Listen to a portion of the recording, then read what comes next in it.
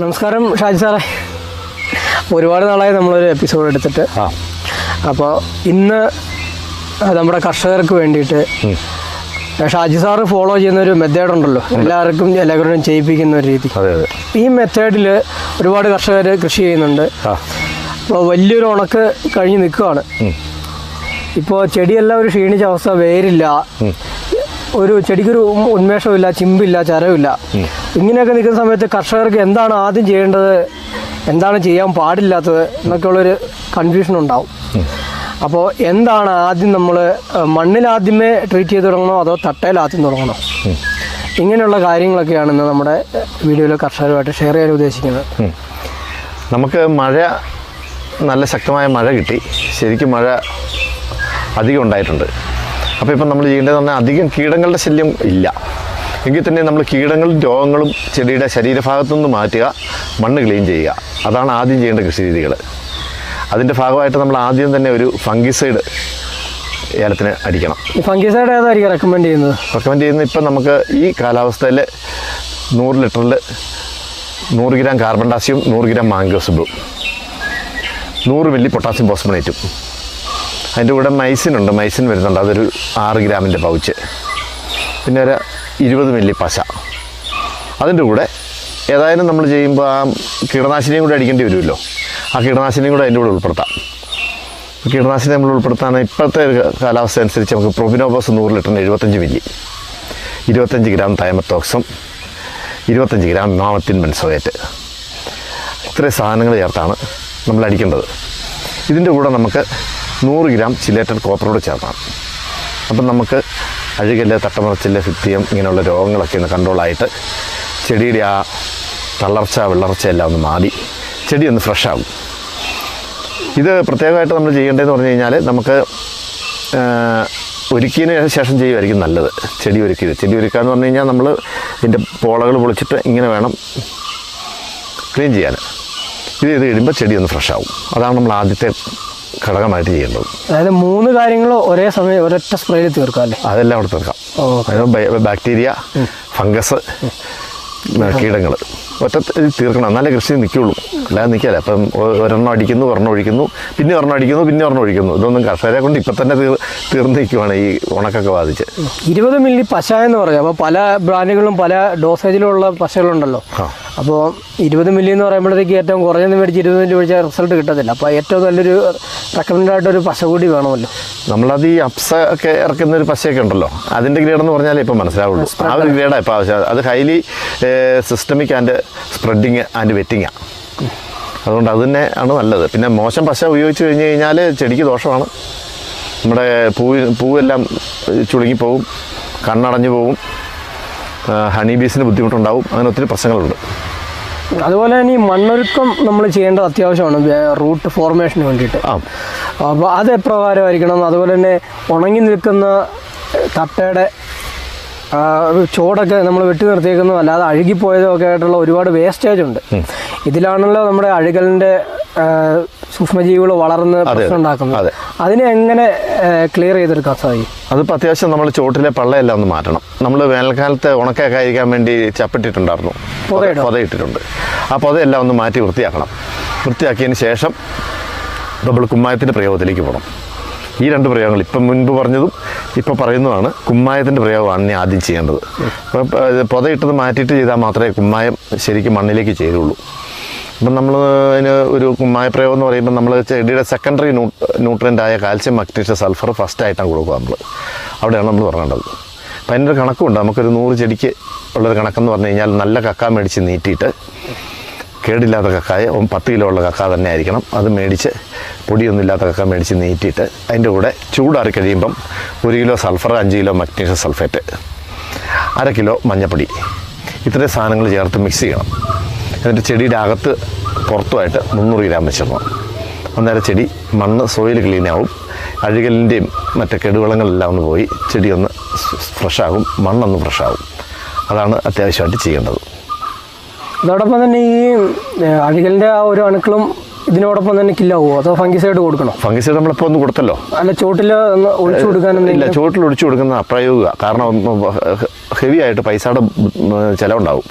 അത് തന്നെയല്ല, ഈ ഫംഗിസൈഡ് ചോട്ടിൽ ഒഴിച്ചു കൊടുത്തു കഴിഞ്ഞ് കഴിഞ്ഞാൽ ഈ കുമ്മായം ഒരു കോണ്ടാക്ട് ഫംഗിസൈഡ് തന്നെയാണ്. ഏറ്റവും വില കുറഞ്ഞതും ആയിട്ടുള്ളൊരു പ്രയോഗം അത് തന്നെയാണ്. ചോട്ടിൽ സിസ്റ്റമിക് ആയിട്ടുള്ള ഫംഗിസൈഡ് നമ്മൾ ഒഴിച്ചു കൊടുത്തു കഴിഞ്ഞാൽ വേരില്ലാത്ത ചെടിയെ എങ്ങനെ മുകളിലോട്ട് കയറും. അപ്പോൾ വേരുണ്ടാക്കുന്ന പരിപാടികളാണ് നമ്മൾ ചെയ്യേണ്ടത്. ഇത് മതി. ഇത് സൾഫറും ഒരു ഫംഗിസൈഡാണ്. സൾഫർ ഫംഗിസൈഡാണ്. പിന്നെ നമ്മൾ മഗ്നീഷ്യം ചേർത്തിട്ടുണ്ട്. മഗ്നീഷ്യം ഹൈലി ആയിട്ട് വേരുണ്ടാക്കുന്നതാണ്. അപ്പോൾ ഇത്രയും ചെയ്ത് കഴിയുമ്പോഴത്തേക്കും ചെടി ഫ്രഷ് ആവുകയാണ്. ഇവിടെയാണ് നമ്മൾ മഴക്കാലത്തിന് ശേഷം തുടങ്ങേണ്ട പരിപാടി. ഇതിപ്പോൾ ചെയ്തതിന് ശേഷം നമ്മൾ എത്ര ദിവസം കഴിഞ്ഞ ശേഷം നമ്മൾ വളം മണ്ണിൽ അപ്ലൈ ചെയ്യാം?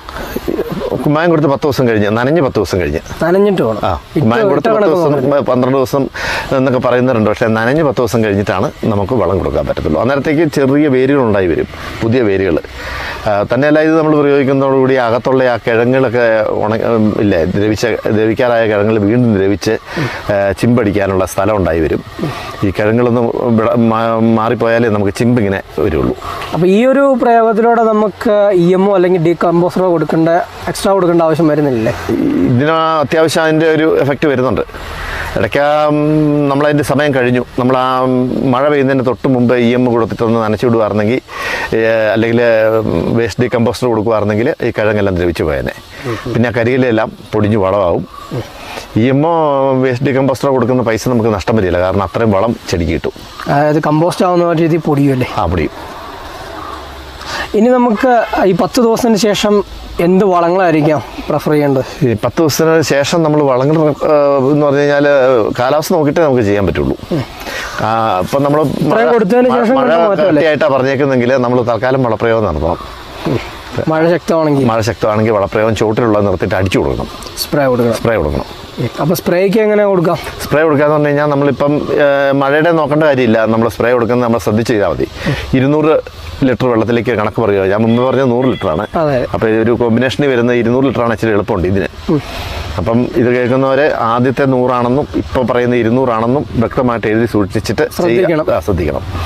അപ്പോൾ 200 ലിറ്റർ വെള്ളത്തിൽ നമ്മൾ 0.52-34 നൈട്രജൻ ഇല്ലാത്ത വളമാണ് കൊടുക്കുന്നത്. 0.52-34 1 കിലോ. കൂടുതൽ കൊടുക്കണ്ട. ഒരു 200 ലിറ്ററിന് 2 കിലോ കൊടുക്കുന്നവരൊക്കെ ഉണ്ട്. അതൊന്നും എടുക്കത്തില്ല.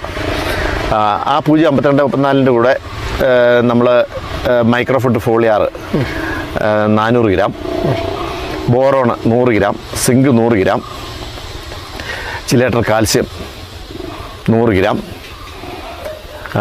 പൊട്ടാസ്യം ഫോസ്ഫണേറ്റ് 200 മില്ലി, ഇത്രയും സാധനങ്ങൾ ചേർത്ത് സ്പ്രേ നമുക്ക് കൊടുക്കാം. അതിൻ്റെ കൂടെ ചേർക്കേണ്ട സാധനങ്ങൾ വേറെ 2-3 ഐറ്റം ഉണ്ട്. പ്രധാനമായിട്ടും ചെടി വളരാനും പ്രയാക്കണ്ടനോൾ 1/2 ലിറ്റർ. അതെന്തിനുള്ള?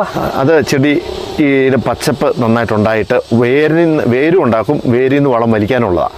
അതുപോലെ തന്നെ ആക്ടിനോൾ എന്ന് പറയും, സെപ്റ്റാമിലിസ് ലെഡിക്സ്. അപ്പം അത് എന്താണെന്ന് വെച്ച് കഴിഞ്ഞാൽ ഈ ഫംഗിസൈഡ് അടിച്ചിട്ടാണെങ്കിൽ പോലും തട്ട ഒരെണ്ണം പോലും മറിയല്ല. നല്ല മഴ വന്നു കഴിഞ്ഞാൽ പോലും ആക്ടിനോൾ ചേർത്ത് കഴിഞ്ഞാൽ തട്ട ഒരെണ്ണം പോലും മറിയല്ല. രോഗങ്ങൾ കൃത്യമായിട്ട് അത് റിമൂവ് ചെയ്യും. ഇത്തരം സാധനങ്ങളുടെ കൂടെ ബാസിലസ് സബ്സ്റ്റിൽസ്, ബിവേറിയ, ഈ സാധനങ്ങളുടെ 1/2 ലിറ്റർ വെച്ച് ചേർത്ത് അടിച്ചു കൊടുക്കണം. അപ്പോൾ ഇതെങ്ങനെ ചേർത്ത് അടിക്കുന്ന കാര്യം ഞാൻ പറഞ്ഞു കഴിഞ്ഞപ്പം പ്രത്യേകം ശ്രദ്ധിക്കേണ്ട ഒരു കാര്യമുണ്ട്. കൃഷിയുടെ ഏത് മരുന്ന് കൂട്ടിക്കഴിഞ്ഞ് കഴിഞ്ഞാലും ഒരിക്കൽ ഒരു പാത്രത്തിലെടുത്ത് വെള്ളത്തിനകത്ത് ലയിപ്പിച്ചതിന് ശേഷം ഡ്രമ്മിലേക്ക് ഒഴിക്കുന്നു. പകുതി നിറച്ച ഡ്രമ്മിലേക്ക്. അതല്ലാതെ 3, 4, 2 കൂട്ടങ്ങളൊന്നും ഒരിക്കലും യോജിപ്പിച്ചൊഴിച്ച് കഴിഞ്ഞാൽ ഇതിനകത്ത് ഇടിച്ചു പോകും. ഒത്തിരി ഒരു സമയത്ത് ഒരെണ്ണമായിരിക്കണം. കഴിയുമെങ്കിൽ അല്പം കൂടി ഉത്തരവാദിത്വ ബോധം ഉണ്ടെങ്കിൽ നമ്മളിത് കലക്കിയതിന് ശേഷം ഡ്രമ്മിലേക്ക് ഒഴിച്ചിട്ട് ആ വെള്ളം ഒന്ന് ചുറ്റിച്ചിട്ട് ആ പാത്രം ഒന്നുകൂടെ ഒഴിച്ചിട്ട് അടുത്ത് വരുന്നിടത്ത് ഒഴിക്കുക. അത്രയും കൂടെ ചെയ്യുവാണെങ്കിൽ വളരെ നല്ലതായിരിക്കും. ഇത്രയും കാര്യങ്ങൾ നമുക്ക് പ്രാഥമികമായിട്ട് ചെയ്യേണ്ടതാണ്.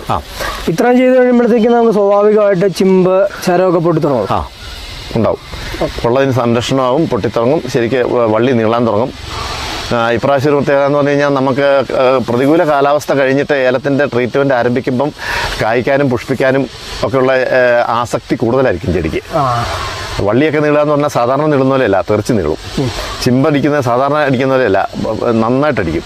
അങ്ങനെയുള്ള, അതായത് അതിൻ്റെ ഒരു പഴക്കത്തിലേക്ക് പോകുന്ന ഒരു സ്ഥിതി വരിക, അതായത് നാശത്തിലേക്ക് പോകുന്ന ഒരു സ്ഥിതി കഴിഞ്ഞാൽ പിന്നെ ചെടി സ്വമേധയാ ഇരട്ടി ആരോഗ്യത്തിൽ വളരാനുള്ള ആസക്തി, ത്രില്ല് കാണിക്കും. അത് ഈ പ്രാവശ്യം പ്രകടമാകുമല്ലേ? അത് പ്രകടമാകും. ഓക്കെ. അപ്പം പ്രാഥമികമായിട്ട് ഇത്രയും കാര്യങ്ങൾ ചെയ്തു. ഇനി നമുക്ക് വരുന്ന എപ്പിസോഡിൽ ഇനി വള്ളി നീളാനുള്ള ഇത്രയും പ്രാഥമികമായിട്ട് ചെയ്യേണ്ട കാര്യങ്ങളാണ് നമ്മൾ പറഞ്ഞു നിർത്തിയത്. ഇനിയിപ്പോൾ വരുന്ന എപ്പിസോഡിൽ ഇതിൻ്റെ ഒരു ചെയ്തതിന് ശേഷമുള്ള പ്രേക്ഷകരുടെ ഒരു റിപ്ലൈ നോക്കിയിട്ട് നമുക്ക് അടുത്തതെന്നുള്ളത് ചെയ്യാം. അതിനകത്തൊരു കാര്യമുണ്ട്. നമ്മൾ ഈ ട്രൈക്കോഡർമ വാമ സൂഡോമോണസ് പെസിലോമൈസ് അടക്കമുള്ള ഒരു കിറ്റുണ്ട്. ആ കിറ്റ് ഞാൻ അടുത്തതിന് പരിചയപ്പെടുത്താം. അത് ഇപ്പം ഇത്രയൊക്കെ ചെയ്തതിന് ശേഷം ആ കിറ്റ് ഉപയോഗിച്ച് കഴിഞ്ഞാൽ നമുക്ക് ആ മേളിൽ അടിച്ചു കൊടുക്കാം, താഴെ അടിച്ചു കൊടുക്കാം. ഒരു അസുഖങ്ങളും ഈ ഏലത്തിന് അഴുകലെന്നും പറഞ്ഞുകൊണ്ട് ആൾക്കാർ തകിടം പുകിടം ഓടി നടക്കുന്ന ആ പരിപാടികൾ നമ്മൾക്ക് ഇപ്പോൾ ക്ലോസ് ചെയ്യിക്കാം. അങ്ങനെ ഉണ്ടാവത്തില്ല. പിന്നെ ഡോസ് കുറച്ചായിരിക്കണം മരുന്നടിക്കുന്നത്. നമ്മുടെ ക്ലാസ്സിൽ കേൾക്കുന്ന കർഷകർ ഒരു കാര്യം മനസ്സിലാക്കണം. നിങ്ങൾ എന്തെങ്കിലും ഒരു തുള്ളി മരുന്ന് ഡോസ് കൂട്ടി അടിച്ചിട്ട് ഈ ക്ലാസ് അറ്റൻഡ് ചെയ്ത് കഴിഞ്ഞാൽ അതിന് പ്രയോജനം കിട്ടത്തില്ല. അതിപ്പോൾ ഒരു കടക്കാരനാണെങ്കിൽ പോലും ചിലപ്പോൾ ഡോസ് കൂട്ടിയായിരിക്കും മരുന്ന് തരുന്നത്. അദ്ദേഹത്തിന് ചിലപ്പോൾ അത് അറിഞ്ഞെന്ന് വരികയല്ല, അല്ലെങ്കിൽ അദ്ദേഹത്തിൻ്റെ പണിക്കാരായിരിക്കും അവിടെ നിൽക്കുന്നത്.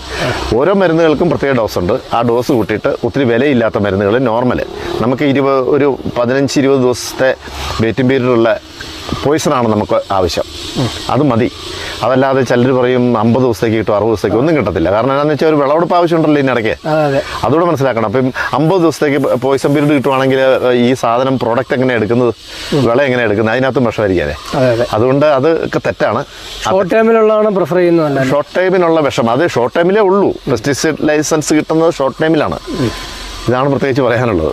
ഓക്കെ, ഒരുപാട് നന്ദി ഷാജി സാറേ. നമുക്ക് അടുത്ത എപ്പിസോഡ് നമുക്ക് കുറച്ചുകൂടെ ഡീറ്റെയിൽ ആയിട്ട് ഞാൻ അത് ഒരു കിറ്റ് ഉണ്ട്. ആ കിറ്റ് ഞാൻ അടുത്തന്നെ ഞാൻ വലിയ താമസിക്കാതെ പറഞ്ഞുതരാം. ഉടനെ തന്നെ ചെയ്യേണ്ടതാണ്. അതോടൊപ്പം തന്നെ കുറച്ച് ബിസി ആയിരുന്നു ഞാനും, അതുപോലെ സാറും ബിസി ആയിരുന്നു. ഒരു സിനിമയുടെ ആ സിനിമ ചെയ്തതെന്ന് അറിഞ്ഞു. അപ്പോൾ അതിനെ പറ്റിയൊക്കെ നമുക്ക് ഒരു ദിവസം ചെയ്യണം. സിനിമ ചെയ്ത് ടൈറ്റിലായി ഉയിരിന്നുയിര്. അത് ടൈറ്റിലൊക്കെ ഇറങ്ങിയിട്ടുണ്ട്. അപ്പോൾ അടുത്ത മാസം റിലീസ് ചെയ്യാനായിട്ടിരിക്കുകയാണ്. ജൂൺ ജൂലൈ അല്ലേ? ജൂൺ ജൂലൈ കൂട്ടിക്കൊണ്ടാൽ മതി. റിലീസായിട്ട് വരുന്നു. ശകലം പണികൾ അണിയറയിലുണ്ട്. ഒരു മുഴുനീള കഥാപാത്രമാണെന്നാണല്ലോ പറഞ്ഞത്. അത്യാവശ്യം മുഴുനീള കഥാപാത്രമാണ്. നമ്മൾ നായികയുടെ പപ്പയാണ്. Okay okay. അപ്പോൾ ഒരു സെലിബ്രിറ്റിയുടെ വീണ്ടും ആയി കഴിഞ്ഞു. അങ്ങനെയൊന്നുമില്ല. അപ്പോൾ ഒരുപാട് നന്ദി സാറേ. നമുക്ക് വീണ്ടും അടുത്ത എപ്പിസോഡിൽ കാണാം. ശരി, ഓക്കെ.